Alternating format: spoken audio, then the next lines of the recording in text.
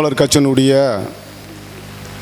இரண்டாவது மாநில பொதுக்குழு கூட்டத்திற்கு வருகை தந்துள்ள எனது உயிரினும் மேலான தமிழ் சொந்தங்களுக்கும் இந்த மாநில பொதுக்குழு கூட்டத்தை இவ்வளவு சிறப்பாக நடத்தி தந்திருக்கும் என்னுடைய அன்புக்குரிய சகோதரர் தாய் தமிழர் கட்சியினுடைய மாநில பொதுச் செயலாளர் சகோதரர் செல்வம் அவர்களே, தாய் தமிழர் கட்சி தொடங்கப்பட்ட காலத்தில் இருந்து இன்று வரை தடமாறா தமிழ் தேசிய அரசியல் களத்தில் என்னோடு நின்று பயணிக்கும் எனது உயிரினும் மேலான அன்பு தம்பி ஆலம்பச்சேரி முனியசாமி அவர்களே, மாநில அமைப்பு செயலாளர்.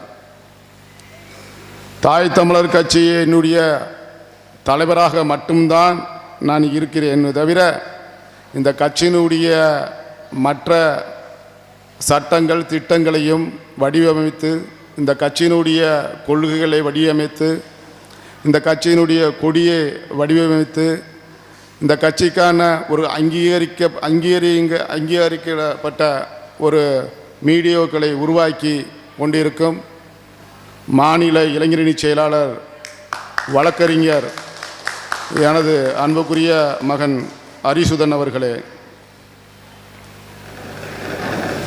தாய் தமிழர் கட்சியினுடைய எவ்வளவுதான் நெருக்கடிகள் வந்தாலும், காவல்துறையினுடைய அச்சுறுத்தல்கள் வந்தாலும் அதையும் தாங்கி கொண்டு எத்தனையோ போராட்ட களங்களோடு என்னோடு பயணித்து வரும் தலைமை நிலை செயலாளர் அன்புக்குரிய தம்பி ராசு கணேசன் அவர்களே, எங்களுடைய தாய் தமிழர் கட்சியினுடைய போராட்டங்களையும் அந்த கொள்கைகளையும் ஏற்று தேவர் சமூகத்தில் பிறந்தாலும் ஒரு மல்லர் இனத்தின் தலைமையை ஏற்றுக்கொண்டு எங்களிடம் வந்து விருதுநகர் மாவட்டத்தினுடைய பொறுப்பாய் என்னிடம் கொடுங்கள், நான் சிறப்பாக செய்வோம் என்று கூறிய அன்புக்குரிய இளவல் சானகி ராமச்சந்திர தேவர் அவர்களுக்கு என்னுடைய அன்பையும் நன்றிகளையும் தெரிவித்துக் கொள்கிறேன். பல போராட்டங்களை என்னோடு நின்று களமாடி கொண்டிருக்கும் ராமநாதபுரம் மாவட்டத்தினுடைய செயலாளர் களப்போராளி என்னுடைய அன்புக்குரிய மருமகன் ஆறுமுகம் அவர்களே, தேனி மாவட்டத்தினுடைய செயலாளர் SS சுரேஷ் அவர்களே, மதுரை மாவட்டத்தினுடைய செயலாளர் அன்புக்குரிய தம்பி முத்துப்பாண்டி அவர்களே,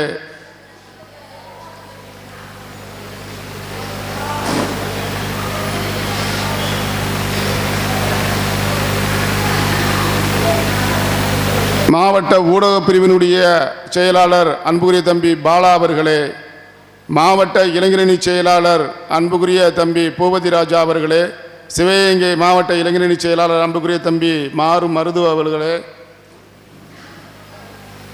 பரமக்குடியினுடைய பொறுப்பாளர்கள் அருள் அவர்களே, லோகு அவர்களே, என்னோடு எனக்கு கூட இருந்து பல போராட்டங்களை களத்தில் நின்று வரும் தமிழன் தொழிற்சங்கத்தினுடைய அங்கத்தினர்களே, பகவத்சிங் ஆட்டோ ஓட்டுநர்களே, இங்கே கூடியிருக்கும் அன்பு சகோதரர்களே, தாய்மார்களே, என் உடம்பிறப்புகளே, உங்கள் அனைவருக்கும் நான் சார்ந்த தாய் தமிழர் கட்சியின் சார்பாக என் முதற்கண் வணக்கத்தை தெரிவித்துக் கொள்கிறேன். 1990களில் இருந்து இந்த அரசியல் களத்தில் நான் பயணிக்கிறவன். கிட்டத்தட்ட 35 ஆண்டுகளுக்கு மேலாக இந்த களத்தில் நான் போராடி கொண்டிருக்கிறேன். நான் முதலாக தமிழ் தேசிய அரசியல் களத்தில் தமிழக ஒடுக்கப்பட்டோர் விடுதலை இயக்கத்தில் தான் முதலாக நான் பயணித்தேன். தமிழ் தேசிய அரசியல் என்ன, தமிழர்களுடைய விடுதலை என்ன என்பதை நான் நன்கு அறிந்தவன். அதற்காகத்தான் தொடர்ச்சியாக போராடி கொண்டிருந்தோம். என்னுடைய தலைமையான ஐயா பெருஞ்சித்தனார் மறைவுக்கு பிறகு நான் அதிலிருந்து விடுபட்டு சாதிய அமைப்பாக கட்டமைத்து தமிழ்நாடு வீரதேவேந்திர பேரவையை நான் கட்டமைத்தேன். சாதிய கோட்பாட்டுகளை வலிமையாக எடுத்தேன். சாதி ஒழிப்பே தான் நம்மளுக்கு ஒரு தீர்வை உண்டாக்கும் என்ற எண்ணத்தோடு பயணித்தேன். ஆனால் ஒரு பயனும் இல்லை. சாதியம் என்பது ஒரு பொய்யான கூற்று. அது நம்மளையும் அழித்துவிடும், நம்மளை சார்ந்தவர்களையும் அழித்துவிடும். அதுதான் சாதியம். இந்த சாதியம் இந்த மக்களுக்கு என்ன செய்தது என்று கேட்டால் ஒன்றுமே செய்திருக்காது. இதனால் பல வழக்குகள், பல இளைஞர்கள் இன்று வாழ்வியலை இழந்து இன்று ரோட்டில் நிற்கிறார்கள். ஆகையால் அந்த கோட்பாடுகளை தவிர்த்து 2019 தாய் தமிழர் கழகம் என்ற ஒரு அமைப்பை நான் கட்டமைத்தேன். அந்த கட்டமைப்பு தொடங்கும் போது வெறும் 4 பேர் தான் அதில் இருந்து பயணித்தோம். அது பிற்காலத்தை மருவி அது தாய் தமிழர் கட்சியாக உருவெடுத்தது. தாய் தமிழர் கட்சி உருவாக்கப்பட்டதனுடைய உள்நோக்கம் தமிழர்கள் சாதிகளை கடந்து, மதங்களை கடந்து, சாதிய பிரிவினைகளை போக்கி தமிழர்களாக ஒன்றுபட வேண்டும். தமிழர்களாக ஒன்றுபட்டு தமிழ் தேசிய அரசியலை அமைக்க வேண்டும். தமிழ் தேசிய அரசியலை அமைத்து தனித்த தமிழ்நாடை நாம் பெற வேண்டும். தனித்த குடியரசை நாம் அமைக்க வேண்டும் என்ற ஒரு ஆசை நோக்கத்தோடு தான் தாய் தமிழர் கட்சியை நான் கட்டமைத்தேன். இது வெறும் சாதியமாதியமாகவோ இல்லை திராவிட கட்சிகள் மாதிரியோ இல்லை ஆரிய கட்சிகள் மாதிரியோ இல்லாமல் தமிழர்களை ஒன்றுபடுத்த வேண்டும். யார் தமிழர்கள் என்று கேட்டால் மல்லராக, மறவராக, முத்திரையராக, கோணாராக, தேவராக, இன்னும் எத்தனையோ தமிழ் சாதிகள் இங்கே இருக்கிறார்கள். அவர்களெல்லாம் இணைத்து இந்த தமிழ் தேசிய அரசியலை நாம் எடுக்க வேண்டும் என்ற ஒரு உன்னத நோக்கோடு தான் இதை நான் பயணித்து வருகிறேன். 1000 தடைகள் வரத்தான் செய்கிறது. எனக்கு ஒரு பகுதியிலே நான் தேவருக்கு புகழஞ்சலி செலுத்த போனால் அதற்கும் தடை வருகிறது. மருதுபாண்டியர்களுக்கு நான் போய் வீரவணக்கம் செலுத்தினால் அதற்கும் குறை வருகிறது. வேலு நாச்சியாருக்கு நான் போய் அஞ்சலி செலுத்தினால் அதற்கும் குறை வருகிறது. தியாகி இம்மானுவேல் சேகரனுக்கு போய் அஞ்சலி செலுத்தினால் இந்த பகுதியில் இருந்து எனக்கு குறைகள் வருகிறது. ஆக இந்த தமிழர்களுடைய ஒற்றுமையை ஒரு உன்னத நோக்கோடு கொண்டு வருவதற்காகத்தான் இதற்கான நாங்கள் போராடி வருகிறோம். குறைநிறைகள் வரத்தான் செய்யும், எதிர்ப்புகள் வரத்தான் செய்யும். அதெல்லாம் கடந்து செல்பவன் தான் தமிழ் தேசிய அரசியலை முன்னெடுப்பவன். ஒரு சாதியவாதியாக இருந்து விடலாம், ஒரு திராவிட கட்சியிலே இருந்து விடலாம், ஒரு ஆரிய கட்சியிலே இருந்து விடலாம். ஆனால் தமிழ் தேசிய அரசியல் எடுப்பது மிகப்பெரிய சவால். அதை அவ்வளவு சீக்கிரமாக யாரும் எடுத்து விட முடியாது. அதற்கு 1000 தடைகள் வரும், விமர்சனங்கள் வரும், ஏன் நம் உயிருக்கே ஆபத்து வரும். அதெல்லாம் நாம் கடந்து செல்ல வேண்டும். அதுதான் தமிழ் தேசிய அரசியல். இன்று தமிழ் தேசிய அரசியல் பேசுபவர்கள் ஒன்று நான் தமிழ் தேசியவாதி என்று சொல்லிக்கொண்டு திராவிடத்துக்குள் நிற்கிறார்கள். நான் தமிழ் தேசிய அரசியல் பேசுகிறேன் என்று ஆரியத்திடம் நிற்கிறார்கள். அதெல்லாம் தமிழ் தேசிய அரசியல் ஆகாது. தமிழர் குடிகளை, இந்த மண்ணின் மக்களை ஒருநிலைப்படுத்தி அதன் மூலமாக அரசியல் எடுப்பதுதான் தமிழர் தேசிய அரசியல். அதற்காக நாங்கள் எண்ணற்ற போராட்டங்களை எங்களை அர்ப்பணித்து வருகிறோம். ஏன் இந்த தமிழ் தேசிய அரசியலை நாம் எடுக்கிறோம் என்பதை நீங்கள் நன்கு அறிந்து கொள்ளுங்கள். இந்த மண்ணை ஆளக்கூடியவர்கள் தமிழர்களாக யாரும் அல்ல. இன்னைக்கு ஸ்டாலினாக இருந்தாலும் சரி, அது கருணாநிதியாக இருந்தாலும் சரி, அது ஜெயலலிதாக இருந்தாலும் சரி, அது எம்ஜிஆராக இருந்தாலும் சரி, யாராக இருந்தாலும் அவர்கள் தமிழர்கள்லாம் கிடையாது. இந்த மண்ணினுடைய விடுதலை பற்றி அவர்களுக்கு தெரியாது. ஆகையால் தான் இன்று வன்றவன் போனவரையெல்லாம் இங்கே ஆட்சி அதிகாரம் செய்து தமிழர்களுடைய வாழ்விலே செதைத்து விட்டார்கள். இந்த மண் ஒரு காலத்தில் பிரிக்கப்பட்டது. 1956 நவம்பர் 1 மொழிவழி மாநிலங்களாக பிரிக்கப்பட்டார்கள். தமிழ் பேசுபவர்களுக்கென்று ஒரு நாடு, கன்னடம் பேசுபவர்களுக்காக ஒரு நாடு, மலையாளம் பேசுபவர்களுக்காக ஒரு நாடு, தெலுங்கு பேசுபவர்களுக்காக ஒரு நாடு என்று பிரித்தார்கள். அதான் மொழிவழி மாநிலங்கள். 1956 நவம்பர் 1. ஆனால் எல்லா மாநிலங்களையும் பிரிக்கப்பட்ட போது அந்தந்த மாநிலத்தில் உள்ளவர்கள் அந்த மண்ணின் மக்களுக்கு 90% வேலை வாய்ப்பு, 90% கல்வி, எல்லாத்திலையும் முன்னுரிமை அளிக்கப்பட்டு அந்த சட்டமன்றத்தில் தீர்மானமாக நிறைவேற்றப்பட்டார்கள். ஆனால் இதுவரை தமிழ்நாட்டில் அது இல்லை. ஆகையால் தான் இன்னைக்கு எத்தனையோ நம்ம இளைஞர்கள் படித்து விட்டு வேலை வாய்ப்பு இல்லாமல் ரோட்டில் திரிகிறார்கள். டொமேட்டோ கம்பெனியில் இன்னைக்கு பார்சல் வித்துக்கிட்டு தர்றாங்க. எத்தனை இளைஞர்கள் வேலை வாய்ப்பு இல்லாமல் இன்னைக்கு கூலி தொழிலாளர்களாக இருக்கிறார்கள். நம் தம்பிகள்லாம் படித்த பசங்கள்லாம் இப்போ நம்ம சங்கத்தில் வேலை பார்த்துட்டு இருக்காங்க. எல்லாம் எம்ஏ படித்த பிஎட் படித்தவங்கலாம் இருக்காங்க. ஆனால் வேறு வழி இல்லாமல் தராங்க. இதற்கெல்லாம் காரணம் யார்? இந்த திராவிட கட்சியில் தான். இந்த மண்ணின் மக்களுக்கு 90% வேலை வாய்ப்பை அங்கீகரிக்க வேண்டும். வந்தவன் போனவங்களாம் இங்கே இருக்கான். இன்றைக்கி வட மாநிலத்திலிருந்து ஒரு நாளைக்கு 10,000 பேர் இங்கே வரேன், 20,000 பேரை வரேன், வரமுறை இல்லாமல் வரேன். அவனுக்கு வேலை கொடுக்குறேன், நம்மளுக்கு வேலை இல்லை. நம்முடைய கல்வி நிலையங்கள் நம் முன்னோர்கள், அதாவது நம்ம பாட்டம் புட்டெல்லாம் உழைச்சி வரியாக கட்டினது தான் இந்த மெடிக்கல் காலேஜ் என்று சொல்லக்கூடிய மருத்துவ கல்லூரிகள். 24 மருத்துவ கல்லூரிகள் நம்ம தமிழ்நாட்டில் இருக்குது. 12ஆம் முடித்தவொடனே அந்த காலத்துலலாம் மருத்துவ படிப்புக்கு நம்ம ஆள் போனாங்க. நீங்கள் அப்போ இங்கே உள்ள டாக்டர் செல்வராஜன் எல்லாம் இவங்களுக்கெல்லாம் இன்றைக்கி மருத்துவ படிப்பு ஈஸியாக கிடச்சிச்சு. ஆனால் நம்மளுக்கு இனிமேல் கிடைக்காது. ஏன்னா நீட்டு என்ற ஒரு திருட்டு பயலுக ஒரு இதை கொண்டு வந்து அந்த நீட்டு மூலியமாக இன்றைக்கி வட மாநிலத்தில் உள்ளவங்கெல்லாம் இங்கே இன்றைக்கி படிக்கிறாங்க, மெடிக்கல் காலேஜ் படிக்கிறாங்க. நம்மளுக்கு எந்த வேலை வாய்ப்பு இல்லை. அதில் அந்த காலத்தில் மெடிக்கல் காலேஜ் படித்தவங்க பட்டிக்காட்டில் போய் 2 வருஷம் வேலை பார்க்கணும், இலவசமாக வேலை பார்க்கணும். அந்த திட்டங்கள்லாம் இப்போ எடுத்துட்டாங்க. நம்மளுக்கு எவனும் இலவசமாகலாம் இங்கே யாரும் வேலை பார்க்க மாட்டாங்க. அப்போ நம்முடைய கல்வி அங்கே பறிக்கப்பட்டது, நம்முடைய வேலை வாய்ப்பு பறிக்கப்பட்டது, நம்முடைய வாழ்வியலே பறிக்கப்பட்டது. இதற்கு தான் நம்ம தமிழ் தேசிய அரசியல் வேணும்னு சொல்கிறோம். ஒரு மகனுடைய வலி தன் தாய்க்கு தான் தெரியும். அவன் எதற்காக அழுகிறான்? பகுத்த வழியால் அழுகிறானா இல்லை ஏதாவது முள்ளு குத்திருச்சான்றது தாய்க்கு மட்டும்தான் தெரியுது, மற்றவர்களுக்கு யாரும் அதை உணர தெரியாது. அதுபோல் தான் நம்மளை ஆட்சி செய்பவன் அவன் தமிழனாக இருக்க வேண்டும். எவனும் ஆட்சி செஞ்சதுனால தான் நம்முடைய வலிகளும் வேதனையும் அவனுக்கு தெரியல. இன்றைக்கி எத்தனையோ பெற்றோர்கள் தான் பிள்ளைகளை பிஏ எம்ஏ படிக்க வச்சுருக்காங்க, ஆனால் வேலை கிடைக்கல. ஏன் வேலை கிடைக்கல? தமிழ்நாட்டில் வேலை இல்லையா? இன்றைக்கி எத்தனை கல்வி நிறுவனங்கள் இருக்குது, எத்தனை ஒரு இன்னைக்கு மில்லுகள்லாம் இருக்குது. அந்த மில்லுகள்லாம் நம்மகிட்ட இல்லை. ஏன்னா பக்கத்து மாநிலம் இருக்கிறவங்கெல்லாம் இங்கே வராங்க, முதலீடு செய்ய வராங்க. இந்த மண்ணுக்கு, இந்த மண்ணில் நாங்கள் கடை வச்சுக்கிறோம், நாங்கள் மில்லு கட்டிக்கிறோம், நாங்கள் பேட்டரி வச்சுக்கிறோம், எங்களுக்கு முதலீடு செய்ய போகிறோம்னு சொல்லும்போது இந்த அரசு என்ன செய்திருக்கணும்? என் மண்ணின் மக்களுக்கு, என்னுடைய இளைஞர்களுக்கு 90% வேலையை கொடுங்க, மற்றவங்களுக்கு நீங்கள் வேலையை கொடுங்கன்னு சொல்லியிருக்கணும். இன்றைக்கி என்ன செய்கிறான்? கேரளாவில் இருக்கிற இங்கே மில்லு கட்டுறேன், கேரளாக்காரனை கொண்டாடி வச்சுக்கிறேன். ஆந்திராவில் இருக்கிற ஒரு மில்லை கட்டுறேன், ஆந்திராக்காரனை வச்சுக்கிறேன். இப்படி அவன் மாநிலத்தில் இருக்கிறவன் கொண்டாடி இங்கே நம்மகிட்ட தொழில் செஞ்சுக்கிட்டு அவன் பிள்ளைகளை வாழ வச்சுக்கிட்டு இருக்கான். அன்னைக்கு நம்ம பிள்ளைலாம் என்ன செய்யுதுக்கு? இன்றைக்கி ஆட்டோ ஓட்டுதுங்க, கொத்தனார் வேலைக்கு போகுதுங்க.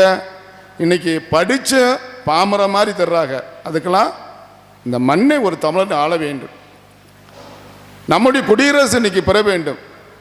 ஒன்றுமே உலக நாடே தடை பண்ணுச்சு. இன்றைக்கி இந்த சிக்கோலை கொண்டாந்து வச்சுருக்காங்க தெரியுமா? மருத்துவ கழிவு சுத்தரிப்பு ஆலை, அதுக்கு பேர். மருத்துவ கழிலாம் கொண்டாந்து இங்கே சுத்தரிப்பு பண்ணி இந்த மருத்துவ கழிலாம் தள்ளி விட்டுருவாங்க. உலக நாடே தடை பண்ணுச்சு. அந்த உலக நாடே தடை பண்ணதை கொண்டாந்து எங்கே வைக்கிறான்? நம்ம மாவட்டத்துக்குள்ளே, நம்ம சிக்கோக்குள்ளே கொண்டாந்து கிராஜுவேட் போட்டு வச்சுட்டான். இதை நாங்கள் கண்டறிஞ்சு தாய் தமிழர் கட்சி கடுமையாக இங்கே பசுமறியில் பின்னாடி கலெக்டருக்கு அது தெரியப்படுத்தி தற்சமயம் அது நிப்பாட்டி வச்சுருக்காங்க. ஏன் இங்கே உள்ள எம்எல்ஏ என்ன செய்கிறாங்க, இங்கே உள்ள மாவட்ட செயலாளர் என்ன செய்கிறாங்க, ஏன் இங்கே உள்ள மந்திரிகள் என்ன செய்கிறாங்க, அவங்கெல்லாம் இங்கே விட்டு ஓட்டுவாங்களையா? அந்த மருத்துவ கல்வி இங்கே என்னாகும்?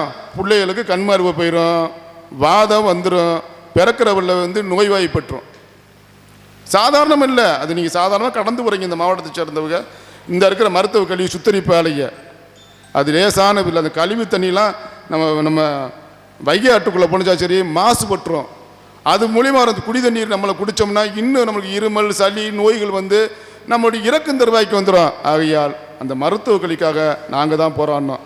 இங்கே எந்த திராவிட கட்சியும் போராடலை, எந்த ஆரிய கட்சியும் போராடலை. தாய் தமிழ் கட்சி மட்டும்தான் குரல் கொடுத்துச்சு. முதல்ல நாங்கள் தான் கருத்து கேட்பு கூட்டத்திலே கூட அடித்தாங்க நம்ம தம்பியை போய் மருதுபாண்டி நம்ம செல்வம் எல்லாரும் போய் அடித்தவங்களை வரட்டி விட்டாங்க. அப்படி தாய் தமிழர் கட்சி என்பது சாதாரணம் இல்லை, எங்கள் உயிரை கொடுத்து நாங்கள் கொண்டு போகிறோம். இன்றைக்கு வேற நம்முடைய மீனவர்கள்லாம் ஒவ்வொரு நாளும் சிங்கள கடையப்படையாரை சுட்டு கொள்கிறாங்க. அதுக்கு ஒரு நிரந்தர தீர்வு இருக்கா? நம்முடைய நிலப்பரப்பு, அது கச்சைத்தீவு என்பது நம்முடைய நிலப்பரப்பு, நம்முடைய சேதுபதி மகாராஜாக்களுக்கு சொந்தமான பட்டயம் இதுவரை இருக்குது, இன்னைக்கு வரை இருக்குது அவங்களுக்கு பட்டயம். அது சேதுபதி மகாராஜா சேதுபதிக்கு உட்பட்ட அந்த இடங்கள் தாண்டி இன்னைக்கு ஒரு பட்டயம் இருக்குது. ஆனால் அதெல்லாம் மறைச்சு நீ பாட்டில் வந்து எங்களுடைய மாநிலத்தினுடைய அங்கீகரிக்காமல் நீ மத்திய அரசு தாங்கொண்டித்தனமாக வந்து இன்றைக்கி நீங்கள் எழுதி கொடுத்துட்டு போயிட்ட. இன்றைக்கி ஒவ்வொரு நாளும் நம்முடைய மீனவர்களை கொண்டு குவிக்கிறாங்க. 600க்கும் மேற்பட்டவர்களை கொண்டு குவிச்சிட்டாங்க. கேட்க நாதியத்து போய் கிடக்கு இந்த தமிழ் சமூகம். அது மாதிரி பாருங்கள், சுங்கச்சாவடிகள் எல்லா மாநிலத்திலுமே சுங்கச்சாவடி அவ்வளோ. கேரளாக்குள்ள எல்லாம் போயிட்டு வந்தீங்கன்னா சுங்கச்சாவடிகள் அவ்வளோ இருக்காது. இங்கே வீதிக்கு ஒரு சுங்கச்சாவடி, தெருக்கு ஒரு சுங்கச்சாவடியை வச்சுருக்கான். ஏன்னா கேட்க நாதியட்ட சமூகம் தானே. இங்கேருந்து போனால் இங்கே என்ன ரோடு இருக்குது? இங்கேருந்து போகும்போது நம்ம இதில் வச்சுருக்காங்க சுங்கச்சாவடியை, திருப்பாச்சேத்துக்கில். நம்ம இங்கே கிராமப்புறத்தில் இருக்கிறதே அதிகமாக போவாங்க, அவங்க தான் கட்டணம் வசூல் பண்ணிட்டு தர்றாங்க. ஆக இந்த சுங்கச்சாவடிகள் தஞ்சை மாவட்டத்தை வந்து வேளாண் மண்டலமாக அறிவிக்கப்பட்டு அது சட்டமன்றத்திலே தீர்மானம் நிறைவேற்றப்பட்டது. இங்கே பாருங்கள், என்எல்சின்னு சொல்லிட்டு அந்த தஞ்சை மாவட்டம், அந்த காலத்தில் தஞ்சை மாவட்டத்தில் வந்து நெல்லுகள்லாம் அதிகமாக அங்கிட்டு வரும். இன்றைக்கி விளைச்சல்கள்னா கிட்டத்தட்ட லோடு கணக்கில் நம்ம பகுதியில் வரும். மில்லுகளை கொடுத்தா நம்ம சுதந்திரமாக இன்றைக்கி வாழ்ந்தோம். அந்த சுதந்திர கெடுக்க என்எல்சி இதை வச்சுட்டான். அப்போ இது போன்ற சட்டங்களையும் திட்டங்களையும் இங்கே அங்கீகரிக்க தமிழர்கள் இங்கே ஆளவில்லை. அதுதான் இன்னைக்கு பாருங்கள், 234 எம்எல்ஏ நம்மள்கிட்ட இருக்கோம். எத்தனை எம்எல்ஏ இருக்கோம்? 234 எம்எல்ஏ இருக்கோம். இந்த 234 எம்எல்ஏகள் போடப்படுற தீர்மானம் வந்து சட்டசபையில் வந்து தீர்மானம் போடுறாங்க. அதை அங்கீகரிக்கிறானா இங்கே உள்ள ஆளுநர் ரவி? அதை அங்கீகரிக்கிறானா? நீ என்னதான் தீர்மானங்கள் போட்டாலும் சரி, சட்டங்களை போட்டாலும் சரி, ஆளுநருடைய கோப்புக்கு போய் அவன் கையெழுத்து போட்டாதான் அது வந்து நிறைவேற்றப்படும். அப்போ நீ 234 எம்எல்ஏன்றது சும்மா ஆகாவிரி பயலுக, சும்மா போய் சட்டசபையில் உட்காந்துட்டு காசை வாங்கிட்டு வந்துட்டு இருக்காங்க. இதுக்கு 234 எம்எல்ஏ, ஒரு மந்திரி, எத்தனை மந்திரிக, ஒரு மினிஸ்டருக, தலைமை நிலை செயலாளர், அந்த செயலாளர், இந்த செயலாளர், ஆயிரக்கணக்கான பேர் நம்ம காசுகளை பிடிங்கிட்டு சும்மா உட்காந்துருக்காங்க. நம்மளுக்குள்ள சட்டங்களும் திட்டங்களும் இங்கே ஏற்றப்படலை. கேட்கணும்ல, நீ மருத்துவ கல்வி வந்துருச்சுல, நீ கேட்கணும்ல, நீ நம்மளுக்கு ஆபத்தாக இருக்குல்ல, நீ யாருக்காண்டி எம்எல்ஏ? நீ இங்கே இருக்கிற எம்எல்ஏ எங்களுக்காண்டி எம்எல்ஏ தானே. நீ என்ன செய்யணும்னா, எங்கள் ஏரியாவுக்குள்ளே வந்து மருத்துவ கல்வியை கொண்டு வராதிங்க, இது வந்து எங்களுக்கு மிகப்பெரிய சுகாதார கேடு வரும், அதை உடனே அப்புறப்படுத்தணும் சொல்லணுமா வேணாமா? நீ இங்கெல்லாம் மாவட்ட செயலாளர் சொல்லணுமா வேணாமா? இப்போ நீங்கள்லாம் வாய் ஊற்றி மௌனித்து போய் கிடக்குறீங்க. நீ கையை கட்டிக்கிட்டு உன் எஜமான்கிட்ட கையை கட்டிக்கிட்டு நிற்கிறீங்க. நீ வாழ்கிறது நீ, சாகிறது என் மக்கள் தான். அதெல்லாம் நீங்கள் எண்ணி பார்க்கணும். அப்போ 234 எம்எல்ஏ வெட்டித்தனமாக உட்காந்துக்கிட்டு இருக்காங்க. அவங்களுக்கு வேலையே இல்லை. எத்தனையோ திட்டங்கள், நாசகார திட்டங்களை கொண்டு வந்துட்டான். ஹைட்ரோ கார்பன் திட்டம்னு கொண்டு வந்துட்டான். நம்ம ராமநாதபுரம் மாவட்டத்தில் பாதி கடலை வந்து என்எல்சிக்கு வந்து தார வத்துட்டாங்க, கடலையே வித்துட்டாங்க கொண்டு போய். நம்ம மீனவர்கள் போக முடியல அங்கிட்டு, கடல் எனக்கு தான் சொந்தம்னு சொல்கிறேன். அப்போ எல்லாமே நாசகாட ஆகிக்கிட்டு இருக்கு. முல்லை பெரியாறில் வந்து அந்த தண்ணி வந்தால் தான் நம்மளாம் வாழ முடியும். முல்லை பெரியார் தண்ணி வந்தால் தான் வைகைக்கு வரும். வைகைக்கு வந்தால் தான் இந்த ராமநாதபுரம், சிவகங்கை, தேனி, மதுரை, திண்டுக்கல் மாவட்டத்தில் சார்ந்தவங்களாம் தண்ணி குடிக்கணும், வாழ முடியும். அது இல்லைன்னு வச்சுக்கோங்களேன், நம்மளாம் சோமாலியா மக்கள் மாதிரி செத்து போயிடுவோம் அப்புறம் ஒரு காலத்தில். இன்றைக்கி அதுக்கும் கேடு காலம் வந்துருச்சு. முல்லை பெரியார் அணையை இடிக்க போகிறோம்னு சொல்லிக்கிட்டு தாங்க. அதை கேட்க நாதி இல்லை. இப்போ நாதியட்ட சமூகமாக நம்ம இங்கே வந்து வாழ்ந்துக்கிட்டு இருக்கிறோம்.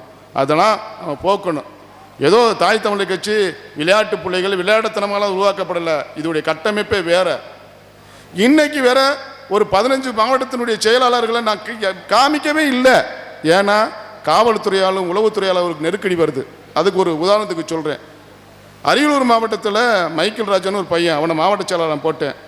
அவனுக்கு கடுமையான அந்த காவல்துறை நெருக்கடி கொடுத்துச்சு. நீங்கள் வந்து தீவிரவாதிகளா, நீங்கள் வந்து தமிழரசனோட இருக்கிறவங்களா, நீங்கள் தனித்தமிழ்நாடு இருக்கிறீங்களான்னு சொல்லிட்டு கடுமையான நெருக்கடி கொடுத்து அந்த பையன் நான் தீயை குடிச்சு செத்து போயிடுவேனுமே என்கிட்ட வந்தா அப்படின்னு சொல்லிட்டு அவனை பயமுறுத்துக்கு பின்னாடி நான் அங்கே உள்ள காவல்துறை உயர் அதிகாரிகிட்ட பேசினேன். இது போன்ற செயல்களை நீங்கள் செஞ்சீங்கன்னா நான் ஆண்டி மடத்தில் வந்து முற்றுகையிடுன்னு சொன்னதுக்கு பின்னாடி அவனுக்கு துன்பம் வரல. ஆக 15 மாவட்டத்தினுடைய மாவட்ட செயலாளர்கள் இந்த காவல்துறைக்கு எனக்கு காமிக்கல. எங்கள் கட்சிக்குள்ள நிர்வாகிகளுக்கே 10 பேருக்கு தெரியாது. அந்த அளவுக்கு அங்கே ரகசியமாக வச்சுருக்கோம். தாய் தமிழர் கட்சி வளர்ந்து வரும் ஒரு மிகப்பெரிய கட்சியாக உருவெடுத்து வருகிறது. இந்த பகுதி மக்களும் எங்களுக்கு பெருளவு நீங்கள் ஆதரவு தர வேண்டும், உன்னிப்பாக கவனிக்க வேண்டும். இந்த நாட்டில் என்ன நடக்குது என்பதை நீங்கள் வந்து அறியணும். முதல்ல நாங்கள் வந்து எத்தனையோ போராட்டங்கள், ஸ்ரீமதி என்ற ஒரு பொண்ணு அங்கே வந்து பள்ளிக்கூடத்து மாடியிலேருந்து தூக்கி போட்டு கொண்டு விட்டாங்க. அதை கேட்க நாதி இல்லை. இந்த ஆரிய கட்சி எத்தனையோ கட்சியை கிடக்கிறாங்க, ஒரு வேலை கேட்கல. நாங்கள் தான் முதல்ல பரம்புக்குள்ள வந்து சாலை மறியல் பண்ணி எங்களுடைய எதிர்ப்பை நாங்கள் பதிவு பண்ணோம். ஹைட்ரோ கார்பன் திட்டம், இந்த ஒரே நாடு ஒரே திட்டம் என்ற கோட்பாடை கொண்டு வந்தாங்க. நாங்கள் தான் வந்து அதுக்கு எதிர்ப்பு தெரிவித்து கொண்டு வந்தோம். எங்களுக்கு பின்னாடி தான் முதல்வரே எதிர்ப்பு தெரிவித்தார். தாய் தமிழர் கட்சி போராட்டத்துக்கு பின்னாடி தான் நம்ம தமிழக முதல்வரே எதிர்ப்பு தெரிவித்தார். இது வரலாறு. நாங்கள் தான் முதல்ல ட்ரெயின் மறியல் பண்ணோம். ஒரே நாடு ஒரே திட்டத்தை அங்கீகரிக்காதீங்கன்னு சொன்னோம். ஏன்னா ஒரே நாடு ஒரே தேர்தலை அங்கீகரித்து நம்மளை பூரா அவங்க கொத்தடிமையில் வச்சுருவாங்க கொண்டு போய். அப்புறம் ஒரே நாடு ஒரே தேர்தல் சொல்லுவேன், அப்புறம் ஒரே நாடு ஒரே கல்வின்னு சொல்லுவேன், அப்புறம் ஒரே நாடு ஒரே சிஎஸ்டி முறைன்னு கொண்டு வருவேன். இப்படி நம்மளை பூரா கொத்தடிமையால் ஆக்கிடுவேன். அந்த கொத்தடிமை தளத்தில் வந்து நம்ம போகணும்னா இது மாதிரி போன்ற விஷயங்களை முன்னெடுக்கணும். இந்திய வரலாற்றிலேயே தாய் தமிழர் கட்சி தான் ஒரே நாடு ஒரே தேர்தல் முறைக்கு முதலாக எதிர்ப்பு தெரிவித்தது. அதுக்கு பின்னாடி தான் அப்புறம் தெரிவித்தேன் எல்லா பேரும். நாங்கள் தான் ஸ்டாலினுக்கு அப்போ தான் உரையும் கிடந்தார். அப்புறம் தான் நாங்கள் போராட்டத்துக்கு பின்னாடி ஸ்டாலினை விழிச்சுக்கிட்டாரு. அப்புறம் அவங்க வந்து 10 நாளைக்கு பின்னாடி ஒரு அறிக்கை விடுறாரு, ஒரே நாடு ஒரே தேர்தலை நாங்கள் வந்து நிராகரிக்கிறோம்னு சொல்லிட்டு ஸ்டாலினை சொன்னார். அப்போ அந்த அளவுக்கு கூதரத்தனமாக இருக்கிறாங்க அவங்கெல்லாம். ஆரியம் கேடு, திராவிடம் அதை விட கேடு. ஆரியம் என்றால் இந்து தத்துவா, திராவிடம் வந்தால் தமிழுக்கு எதிரானவள். திராவிடம் தீது, நம்மளுக்கு திராவிடத்துக்கு நமக்கு சம்பந்தம் இல்லை. நம் தமிழர்கள் தேசிய இனம் இந்தியா என்பது நம்ம நாடே கிடையாது. இந்தியாவுக்கு நம்மளுக்கு என்ன சம்மந்தம் இருக்குது? நம்ம பிறந்தது தமிழ்நாடு, நம்ம வளர்ந்தது தமிழ்நாடு, நம்முடைய பூர்வீகம் தமிழ்நாடு, நம்ம முன்னோர்கள் தமிழ்நாட்டில் பிறந்திருக்கான், நம்ம முன்னோர்கள் தமிழ்நாட்டில் தான் பிதைச்சிருக்கான், செத்திருக்கான், வாழ்ந்திருக்கான். என்னுடைய நாடு தான் தமிழ்நாடு. இந்தியா என்பது நாடும் இல்லை, இந்தி என்பது என் மொழியும் இல்லை. தனித்த தமிழ்நாடை அங்கீகரிக்க வேண்டும். இதை கேட்டால் தான் எங்களை தீவிரவாதின்னு சொல்கிறேன். இந்த தனித்தமிழ்நாடு கேட்குறோம்ல, இதைத்தான் தீவிரவாதின்னு எங்களை சொல்கிறேன். என் நாட்டை என்கிட்ட கேட்குறோம், என்னுடைய மொழியை என்கிட்ட கேட்குறோம், என்னுடைய பண்பாடை என்னிட்ட கேட்குறோம், என்னுடைய நாகரிகத்தை என்னிட்ட கேட்குறோம். இதுக்கு என்னடா உனக்கு என்னடா நாங்கள் தீவிரவாதி? நாங்கள் தானே கேட்குறோம். என் நாட்டை என்கிட்ட பறிக்காதுன்னு சொல்கிறோம், அவ்வளோதான். என்னுடைய மொழியை சிதைக்கான்னு சொல்கிறான். நம்ம அம்மா அக்காமார்களாம் அழகாக சீலை கட்டி பொட்டு வச்சு நம்முடைய பாரம்பரியத்தை கெட்டி காத்தாக அந்த பாரம்பரியத்தை நச்சு போட்டாங்க வெளிநாட்டுக்காரன்.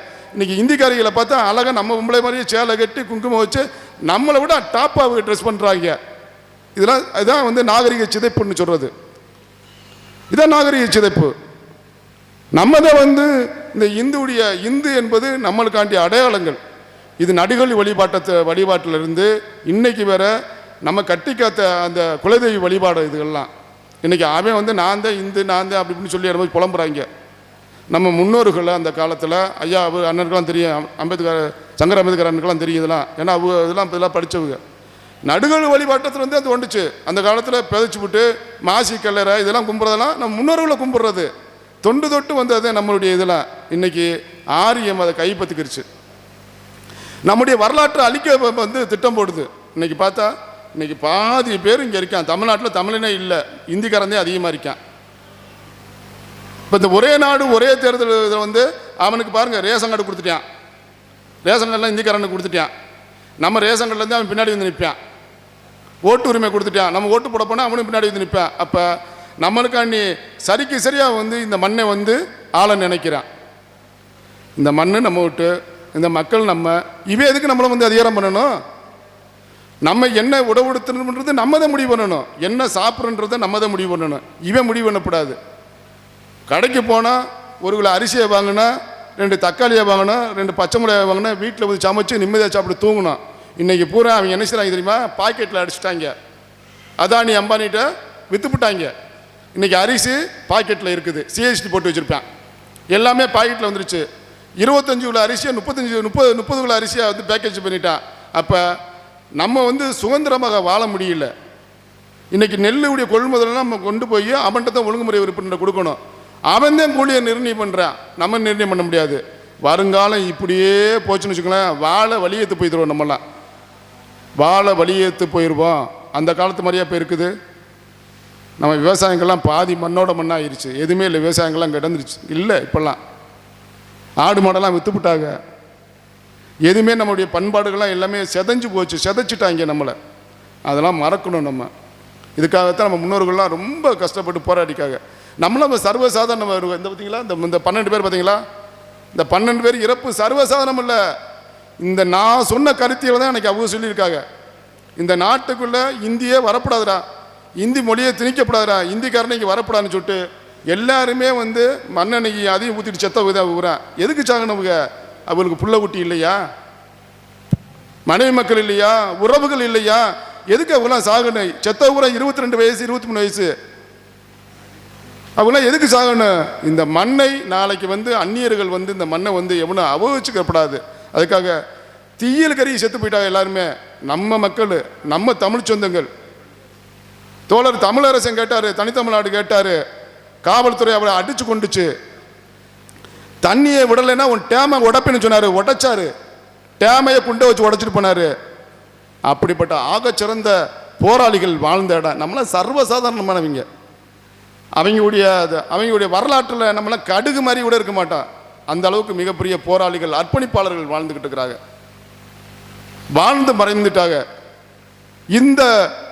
இந்த சிவகங்கை, குறிப்பாக இந்த மானாமருதை என்பது தமிழ் தேசிய அரசியலும் சாதி ஒழிப்புகளையும் களமாண்ட இடம். அண்ணன் சந்திரபோஸ் அண்ணன்லேருந்து அண்ணன் சங்கர் அம்பேத்கர்லேருந்து எல்லாருமே களம் கண்ட இடம். இதெல்லாம் இது சாதாரண இடம் இல்லை. இந்த இடம் இன்னைக்கு அதெல்லாம் மங்கி மண்ணடாகி போச்சு.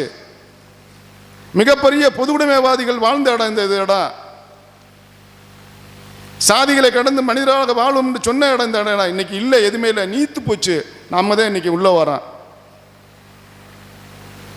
அரசியல் அதிகாரம் வர வேண்டும் அப்படின்னா இது மாதிரி கட்டமைப்பை நம்ம உருவாக்க வேண்டும். அதிகாரம் நம்மளை மிதித்தால் அந்த அதிகாரத்தை ஏறி மிதிக்கக்கூடிய தெம்பும் திராணியும் நம்மளுக்கு வரணும். இல்லைன்னா ஒருபோது நம்மளை வந்து அதிகாரம் நம்மளை வென்றுடும். அதுக்கு என்ன செய்யணும்? சாதியை மேலே வந்து கடந்துடணும். தமிழர்களை நேசிக்கணும். ஒரு பஸ்ஸில் ட்ராவல் பண்ணுறோம், ஒரு பொண்ணு நிற்கிது, அது தேவர் விட்டு பொண்ணா, மரவர் விட்டு பொண்ணா, கல்லர் விட்டு பொண்ணான்னு கூட தெரியாது. ஆனால் இடம் கொடுத்து உட்கார சொல்கிறோம்ல நம்ம, அது என்ன சாதி நம்மளுக்கு தெரியுமா? இல்லை அதே பொண்ணு அது தேவேந்திர குலத்து பொண்ணாக இருக்கட்டும், இல்லை முத்திரையர் பொண்ணாக இருக்கட்டும், கோணார் விட்டு பொண்ணாக இருக்கட்டும், பல்லர்கள் எந்திரிச்சு இடம் கொடுக்குறாங்கல்ல, அது என்ன சாதின்னு கண்டமா? ஒரு கல்யாணத்துக்கு போகும்போது மரவர் புறாக, தேவர் புறாக, அகமுடியார் புறாக, பல்லர் புறாக, மல்லர் புறாக, தேவேந்திர புறாக, கோணார் புறாக, செட்டியார் புறாக, அங்கே மட்டும் உனக்கு சாதி இல்லை, எல்லாரும் போகிற. ஒருத்தன் இறப்புக்கு எல்லாரும் போகிற. ஆனால் இந்த எங்கேருந்து வருதே தெரியல இந்த சாதிய மோதல்கள். முதல்ல அதை கடங்க. எதுக்காக என்ன நடக்குது என்று முதல்ல சிந்திங்க. ஒருத்தன் கூப்பிட்டவொன்னே படப்படன்னு ஓடி போய் இந்த இடத்துல நிற்காதீங்க, அது நம்மளை அழிச்சிடும். ஆழ்ந்து ஆராய்ந்து போக வேண்டும். எதற்காக நம்மளை அழைக்கிறாங்க போராட்டத்துக்குன்னு கேட்கணும். அந்த போராட்டம் எதை நோக்கி போகிறது என்று பார்க்கணும். அந்த போராட்டத்தை கட்டமைப்பது யார் என்று பார்க்கணும். சரியா? நம்ம அப்படிலாம் பார்த்து போனால் தான் நம்ம வெற்றி கொள்ள முடியும். எல்லாரும் சமத்துவமாக இருங்க. உங்களை யாரும் தீண்டத்தாகன்னு சொல்லவே இல்லை. அவங்க நேசிக்கத்தான் செய்கிறாங்க எல்லாருமே. நீங்களும் நேசிங்க, அவங்களும் நேசிங்க, ஒன்றா வாழுங்க, ஒன்றா மயிலுங்க. நாளைய அரசியல் அதிகாரத்தை நீங்கள் பிடிங்க, தமிழர்களாக வாழுங்க. சாதியை கடந்து வாங்க, தமிழர் குடிகளாக ஒன்றிணைங்க. அதுக்கு தான் நாங்கள் போராடிக்கிட்டு இருக்கோம். இப்போ இங்கே வந்திருக்கிறவங்க கூட ஐயா, இப்போ எடுத்துக்கிட்டு இருக்கிற ஒரு சடையாண்டி வந்து தேவர் முடியோ மரவர் தேவர் குலத்தை சேர்ந்தவர், இந்த இருக்கிற தம்பி முத்திரையர் சமூகத்தை சேர்ந்தவர் வந்திருக்காங்க. எண்ணற்ற இன்னும் கோணார் சமூகத்தை சேர்ந்தெல்லாம் இங்கேருந்து உட்காந்துக்கிட்டு இருக்காங்க.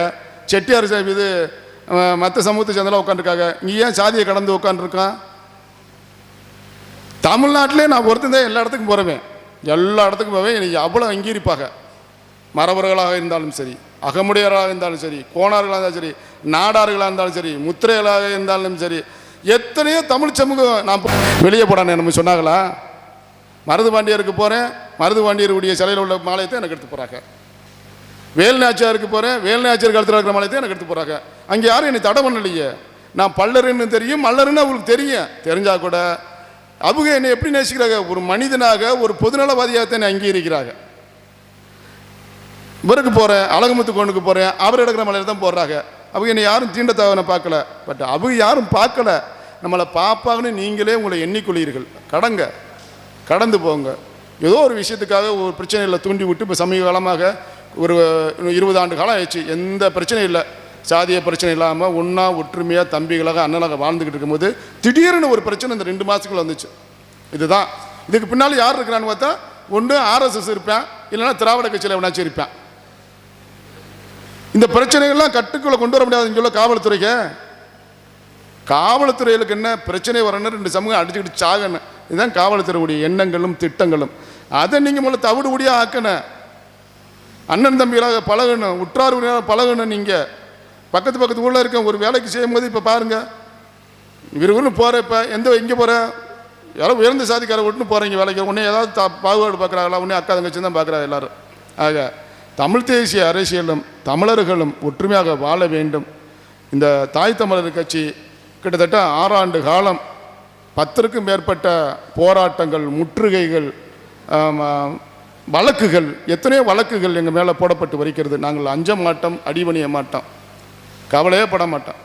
தாய் தமிழர் கட்சியக்காரனை யார் காவல்துறையோ இல்லை அரசு துறையோ அச்சுறுத்த நினைத்தால் நாங்கள் பெருளவில் உள்ள அச்சுறுத்திடுவோம். அது தெரியும். நாங்கள் தும்முனு ஓடுறதுக்கு நாங்கள் சாதியவாதியும் இல்லை, தும்முனு ஓடுறதுக்கு நாங்கள் திராவிட கட்சிக்காரங்க இல்லை, தமிழ் தேசியவாதியை படுத்து உருண்டுருவோம் ரோட்டில். நான் ஒரு ஆள் படுத்துருவேன், ஒரே ஆள் இப்போ படுக்க சொன்னால் படுத்துருவேன், போய் படுத்துக்கிட்டு நான் பாரு ரோட்டில் படுத்து கிடப்பேன். ஏன்னா எங்களுக்கு அந்த இது இல்லை. ஒரு போராட்டம், ரயில் மறியல் போராட்டத்தில் எல்லோரும் தம்பியெல்லாம் ஓடுறாங்க, நான் ஓடுனேன். நம்மளுடைய டிஎஸ்பி அந்த பையன் பிடிச்சி சொன்னார், எங்க ஒரு லீடர்ஸ் மாதிரி நடங்க அப்படின்னு சொன்னார். ஐயா, நான் லீடர்ஸ் இல்லை, நான் தமிழ் தேசியவாதி. நான் லீடர்ஸ் இல்லை அட்டகால் போட்டு உட்காரதுக்கு. நான் மக்களோட மக்களாக ஓடி வருவேன், மக்களாக நான் போராடுவேன், மக்களாக படுத்துருவேன். எங்களுக்கு கிடையாது. மக்கள் பிரச்சனையை கையில் எடுக்கிறது, அது மூங்கில் ஊழல் பிரச்சனையாக இருந்தாலும் சரி, எந்த சமூகத்தில் எந்த பிரச்சனை இருந்தாலும் நியாயமான பிரச்சனைக்கு நாங்கள் நின்றுக்குருவோம். சிந்திக்கவே மாட்டேன். அது ஏன் சமூகமாக இருந்தாலும் அதுக்கு எதிராக கூட நின்றுக்குருவோம் நாங்கள். அதுக்காக நான் ஒன்றும் பண்ண முடியாது. நீ அட்டிலே அணி அப்படின்னா அதுக்கு நான் உனக்கு உடஞ்சாகவும் போக முடியாது, என்னால் வரவும் முடியாது. என் இறப்பு வரை நான் தமிழர் குடியுடைய ஒற்றுமையை வலியுறுத்துவேன். தமிழர் தேசிய அரசியல் இந்த மண்ணில் படைப்பேன். அதுதான் எனக்கு எத்தனையோ இடங்கள்லேருந்து, எத்தனையோ உயர் கட்சியிலேருந்து எனக்கு பொறுப்புலாம் தரேன். நீங்கள் வாங்க, உங்களுக்கு மாநில பொறுப்பு தரேன், அந்த பொறுப்பு தரேன், இந்த பொறுப்பு தரேன், கார் வாங்கி தரேன், உங்களுக்கு அதை வாங்கி தரேன், இதை வாங்கி சொல்கிறாங்க. என்னுடைய பாதை தமிழ் தேசிய பாதை. நான் சரியாக பயணிக்கிறேன். அடுத்தவ போட்ட பாதையில் நான் நடக்கலை, நான் உருவாக்கி வச்ச பாதையில் தான் நடந்து செல்கிறேன். நான் எவன் போட்ட பாதையிலே நடந்துலாம் போல, எனக்குன்னு தனித்த ஒரு பாதையை உருவாக்கி அதில் நடந்து என் தம்பிமார்களை அணைச்சிக்கிட்டே கூப்பிட்டு போகிறேன். நாங்கள் இன்னைக்கு ஒரு பேச்சு, நாளைக்கு ஒரு பேச்செல்லாம் பேச மாட்டோம். பேச்சுனா ஒரே பேச்சு தான். நாங்கள் மற்ற அரசியல் கட்சிக்காரர்களோ மற்ற தமிழ் தேசியவாதி மாதிரிலாம் நாங்கள் எங்களுடைய பேச்செல்லாம் பிறண்டெலாம் வராது, ஒரே பேச்சு தான் பேசுவோம். நாங்கள் என் பாதை தமிழ் தேசிய பாதை, என்னுடைய விடுதலைகளும் அதுதான். தனித்த தமிழ்நாடு இந்த மண்ணில் படைக்க வேண்டும். என்னுடைய பிள்ளைகளோ என் பேரனோ பேத்திகளோ இங்கே வரக்கூடிய பேத்திகளோ பேரங்களோ சுதந்திர மனிதனாக வாழ வேண்டும் இந்த மண்ணில்.